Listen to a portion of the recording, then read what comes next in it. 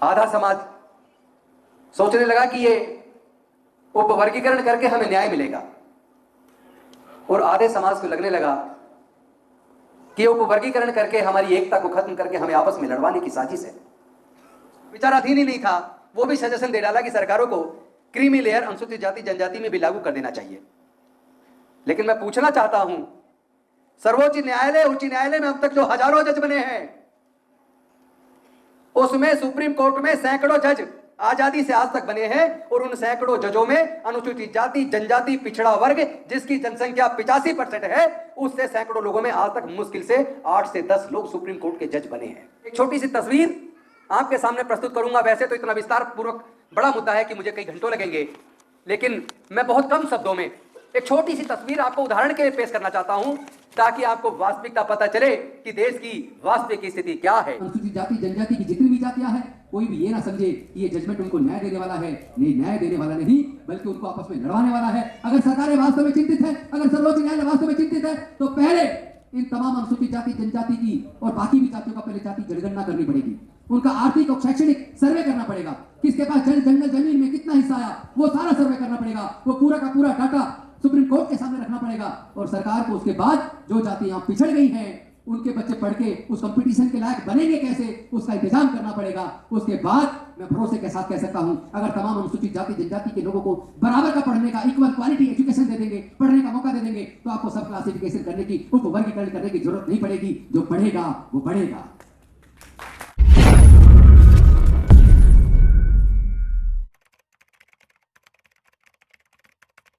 दुनिया को शांति और मानवता का संदेश देने वाले तथागत भगवान बुद्ध,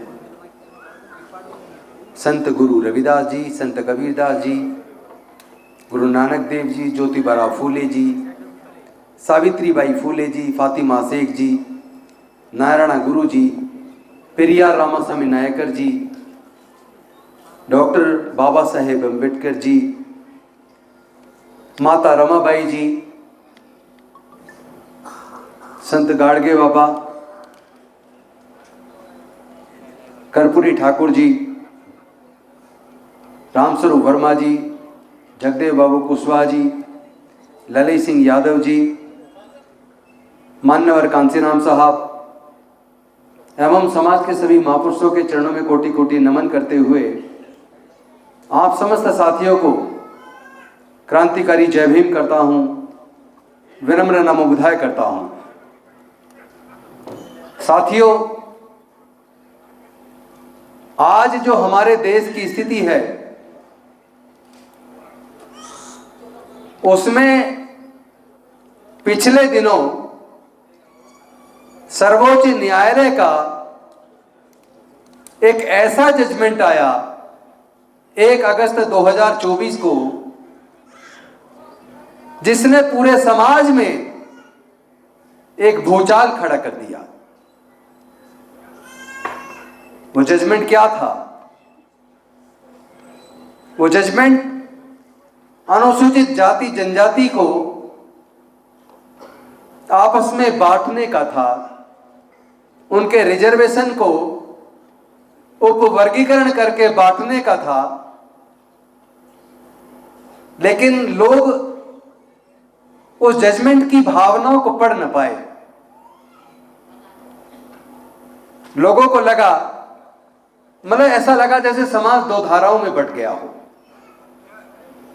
आधा समाज सोचने लगा कि ये उपवर्गीकरण करके हमें न्याय मिलेगा, और आधे समाज को लगने लगा कि उपवर्गीकरण करके हमारी एकता को खत्म करके हमें आपस में लड़वाने की साजिश है।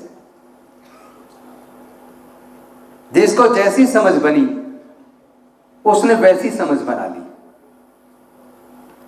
एक तरफ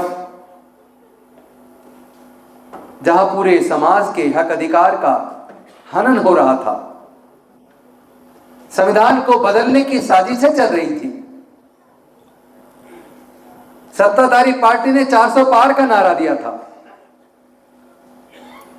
सरकारों ने देश के सारे संसाधनों को बेच दिया था, इंडियन रेलवे बेच दिया, एयर इंडिया बेच दिया, पोस्टल डिपार्टमेंट भेज दिया, टेलीकॉम डिपार्टमेंट भेज दिया, पेट्रोलियम कंपनियां, गैस कंपनियां, insurance sector, bank, Balco, NALCO, ITDC के होटल्स, एमटीएनएल, बीएसएनएल, धीरे धीरे सब कुछ भेज दिया।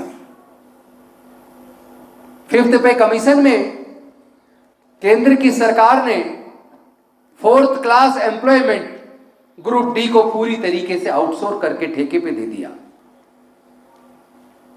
और दूसरी तरफ लेटरल एंट्री लाकर सीधी भर्ती, जिसमें रिजर्वेशन को पूरी तरह खत्म करके अनुसूचित जाति, जनजाति, पिछड़े वर्गों को नौकरी में आने के अवसर को खत्म करके group A, group B, group C, यहां तक कि सीनियर जो आईएएस बनते हैं, ज्वाइंट सेक्रेटरी, डायरेक्टर,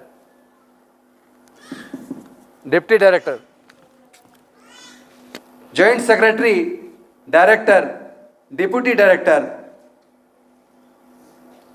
वहां सीधी भर्ती रिजर्वेशन को दरकिनार करके करना शुरू कर दिया।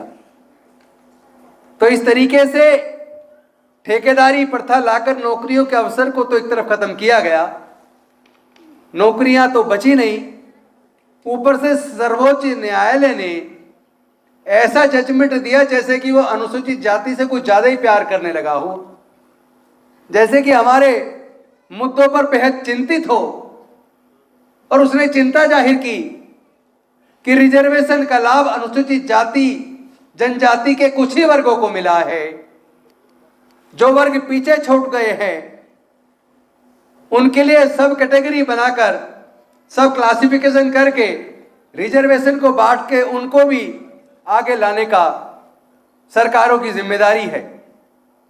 और जो विषय सर्वोच्च न्यायालय के सामने विचाराधीन भी नहीं था, विचाराधीन ही नहीं था, वो भी सजेशन दे डाला कि सरकारों को क्रीमी लेयर अनुसूचित जाति, जनजाति में भी लागू कर देना चाहिए। लेकिन मैं पूछना चाहता हूं, सर्वोच्च न्यायालय, उच्च न्यायालय में अब तक जो हजारों जज बने हैं, उसमें सुप्रीम कोर्ट में सैकड़ों जज आजादी से आज तक बने हैं, और उन सैकड़ों जजों में अनुसूचित जाति, जनजाति, पिछड़ा वर्ग, जिसकी जनसंख्या 85% है, उससे सैकड़ों लोगों में आज तक मुश्किल से 8 से 10 लोग सुप्रीम कोर्ट के जज बने हैं। हाई कोर्ट के अंदर जो जजेस बने हैं पूरे देश के राज्यों के हाई कोर्ट्स में, अब तक हजारों जज बने हैं। हजारों जजों में चंद लोग SC, ST, OBC के हाई कोर्ट में जज बने हैं। जानते हैं इसका कारण क्या है? क्योंकि सुप्रीम कोर्ट, हाई कोर्ट में जज बनने का रास्ता कोलिजियम से निकलता है, और कोलिजियम के अंदर अनुसूचित जाति, जनजाति, पिछड़े वर्ग का कोई प्रतिनिधित्व नहीं है।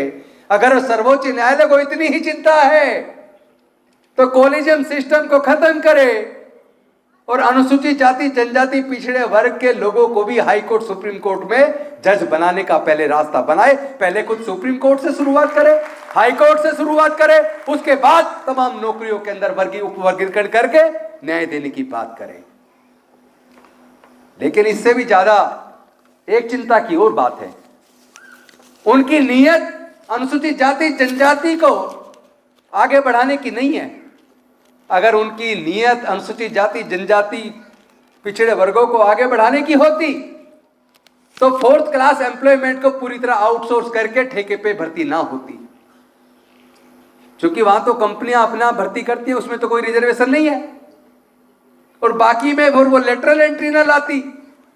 एक छोटी सी तस्वीर आपके सामने प्रस्तुत करूंगा। वैसे तो इतना विस्तार पूर्वक बड़ा मुद्दा है कि मुझे कई घंटों लगेंगे, लेकिन मैं बहुत कम शब्दों में एक छोटी सी तस्वीर आपको उदाहरण के लिए पेश करना चाहता हूं, ताकि आपको वास्तविकता पता चले कि देश की वास्तविक स्थिति क्या है। अगर केवल जो पब्लिक सेक्टर अंडरटेकिंग है उसके अंदर केवल अगर मैं 10 नेशनलाइज्ड बैंक की बात करूं तो 10 नेशनलाइज्ड बैंक के अंदर चीफ जनरल मैनेजर के 147 पद हैं। चीफ जनरल मैनेजर के 147 पद हैं, उसमें से जनरल कैटेगरी के 135 हैं, 92%। ओबीसी के 3 पद हैं केवल 147 में से केवल 2%। अनुसूचित जाति के 9 लोग हैं चीफ जनरल मैनेजर, केवल 6%। और अनुसूचित जनजाति का 0, एक भी चीफ जनरल मैनेजर नहीं है। जनरल मैनेजर के पद इन 10 नेशनलाइज्ड बैंक में 667 है। 667 में से 588 जनरल कैटेगरी के, यानी 88% पे कब्जा। 12 लोग ओबीसी के, जो केवल 2% है। 52 लोग अनुसूचित जाति से, जो केवल 8% है। 14 लोग अनुसूचित जनजाति के, जो केवल 2% है।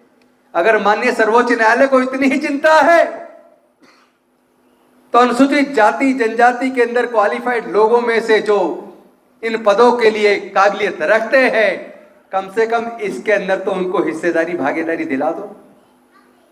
देश में जितने यूनिवर्सिटीज हैं उसके अंदर वाइस चांसलर तो देखने को ही नहीं मिलता अनुसूचित जाति जनजाति और पिछड़े वर्गों में से, जिनकी जनसंख्या 85% है। और पूरे देश में सैकड़ों की मात्रा में वाइस चांसलर हैं।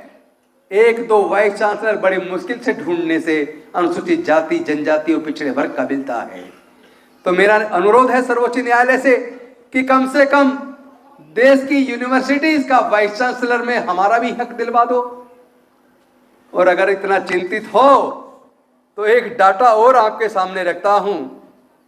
जनवरी 2003 में सेंट्रल गवर्नमेंट की जो नौकरियां थी, ए, बी, सी और डी तीनों मिलाकर 33,95,476 थी।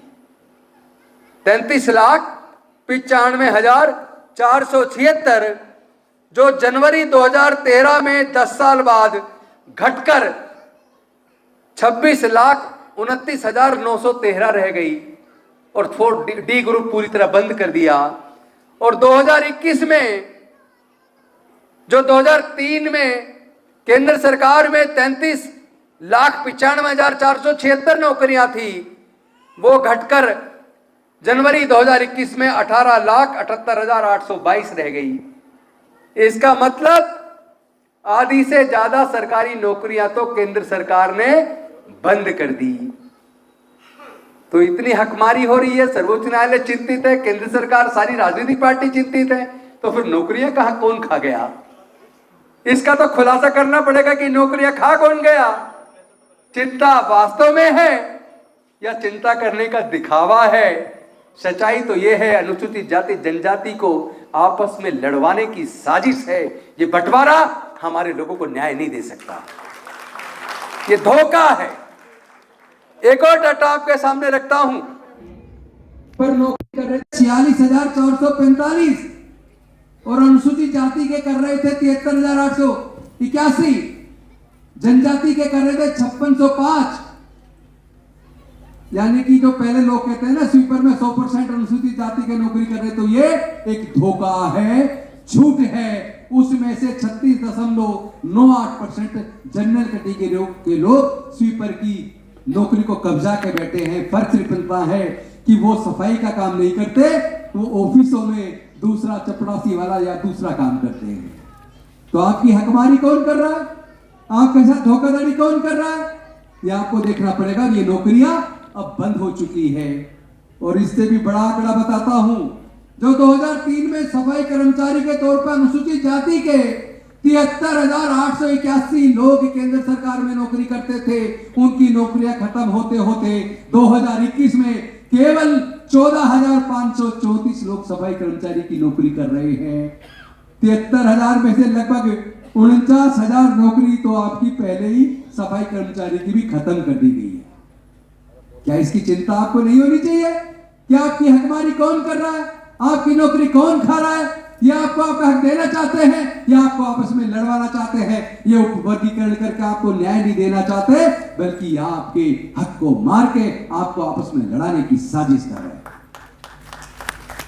इसके साथ साथ एक डाटा और आपके सामने रख दूं। हरियाणा में जो टोटल जनसंख्या है उसमें 21% अनुसूचित जाति के लोग हैं। 21%। और उनमें सरकारी नौकरी की अगर बात करूं तो हरियाणा के अंदर जो अनुसूचित जाति की जनसंख्या है वो है 64,38,950। 64,38,950। और इसमें से सरकारी नौकरी में अनुसूचित जाति के टोटल भी जोड़ लो तो मुश्किल से 20,000 लोग सरकारी नौकरी में हैं। मुश्किल से 20,000। तो जब 64 लाख में से 20,000 को नौकरी मिल भी जाएगी तो 63,80,000 लोगों को तो नौकरी नहीं मिलने वाली, क्योंकि रिजर्वेशन तो खत्म कर दिया। फिर ये सब क्लासिफिकेशन के नाम पर आपको भड़काने और लड़ाने की साजिश क्यों? इस पे आपको चिंतन करना पड़ेगा। ठेकेदारी प्रथा खत्म क्यों नहीं कर देती केंद्र सरकार? और जो लोग आपस में लड़ रहे हैं वो ठेकेदारी प्रथा खत्म करवाने के लिए एकजुट होकर कब लड़ेंगे? आपके जो हक दूसरे लोग मार रहे हैं उसके खिलाफ कब लड़ेंगे? ये आपको सोचना पड़ेगा। और एक और चौंकाने वाला आंकड़ा आपको बताता हूं। हरियाणा की कुल नौकरियों में A group, B group, C group, D group, 4 तरह की नौकरी होती है ना। हरियाणा में टोटल अनुसूचित जाति की 78 जातियां हैं। मैं केवल हरियाणा का वो आपको एग्जांपल दे रहा हूं, वैसे पूरे देश का डाटा मेरे पास है। जब आप चाहेंगे तो कभी आपको पूरे देश का एक एक राज्य का डाटा दूंगा, एक एक नौकरी का डाटा दूंगा, शिक्षा का डाटा दूंगा, और आपके पास देश की संपत्ति में आपको क्या मिला उसका भी डाटा दूंगा। लेकिन उसके लिए समय नहीं है, वो कभी बैठ के फिर कभी बात करेंगे। आज एक छोटा सा डाटा देता हूं कि हरियाणा की A group, B group, C group, D group की जितनी भी नौकरियां हैं उसमें 17 जाति, 78 में से 17 जाति ऐसी है जिसमें ए ग्रुप की नौकरी में आज तक किसी एक की भी नौकरी नहीं लगी। 17 जातियों में से किसी की एक की भी नौकरी नहीं लगी।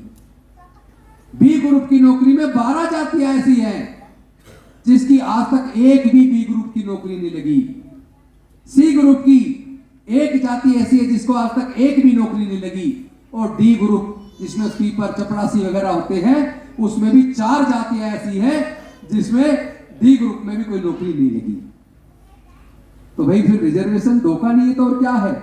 ऊपर से सरकारों ने शिक्षा को इतना महंगा कर दिया कि जो लोग कह रहे हैं सब क्लासिफिकेशन करने से जो जातियां पीछे छूट गई वो लोग आगे आ पाएंगे, इसलिए इस रिजर्वेशन को सब क्लासिफिकेशन करके सब तक पहुंचाने के लिए हमें इसको बांट देना चाहिए। मैं उनसे पूछना चाहता हूं, अगर इंजीनियर की कोई वैकेंसी निकली है तो उसके लिए न्यूनतम योग्यता इंजीनियरिंग ग्रेजुएट होना चाहिए, और इंजीनियरिंग ग्रेजुएट होने का आज का खर्चा कम से कम 15 लाख से 20 लाख रुपया है। और अनुसूचित जाति जनजाति के 99% लोग इंजीनियरिंग की डिग्री करने का खर्चा उठाने में सक्षम नहीं है।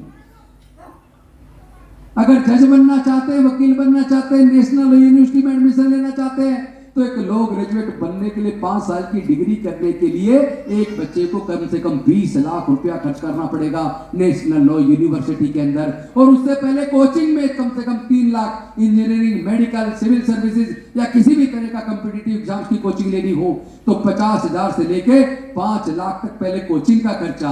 और कोचिंग में पास हो जाओगे इंजीनियरिंग में, मेडिकल में, मैनेजमेंट में, लॉ में, तो आपको 15 लाख से लेके 50 लाख तक रुपया चाहिए एक डिग्री करने के लिए।